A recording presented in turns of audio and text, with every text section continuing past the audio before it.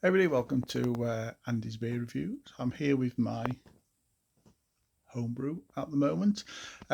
It's been in this primary fermenter now for 6 days, and the hydrometer showed me yesterday that it's stopped fermenting. So all the yeast has turned the sugars into alcohol. So I've got two same readings on my hydrometer yesterday, which means that has now stopped. I've got a plastic pressure barrel ready for secondary fermentation, but I'm just going to leave it in this primary one just for a little bit longer because it's still doing a little bit of conditioning whilst it's in there.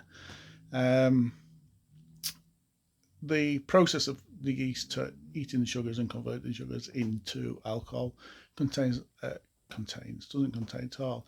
It produces lots of byproducts.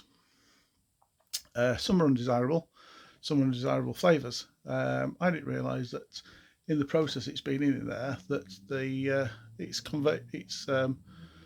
created over 500 different compounds. Now, some of them are flavour related, some of them are aroma related, some of them you don't want. So I'm going to leave it and let it. Mainly, it's going to just finish conditioning. Really, it's going to get rid of some of those byproducts that we don't want, and the sediment, the yeast, and some of the byproducts are going to settle down a little. Yeah, so that should be all right. So in a couple of days' time, I'll get it out of there and siphon it off into a pressure keg.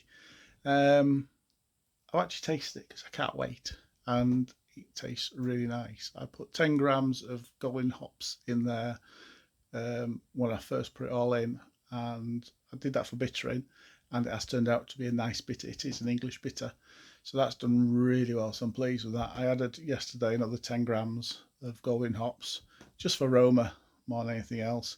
I've calculated it's probably going to come out somewhere in the region of 4.5%, which, if I'm being honest, is a little higher than I wanted, but it's 4.5%, isn't it? So it's all right. So I'm pleased with that. Yeah, so I'm just going to leave it in there and look after it for a few more days, and then we'll get it into a pressure keg and leave it in there a little while, and we'll get our first little drinks from it. So more news later. Cheers, everybody.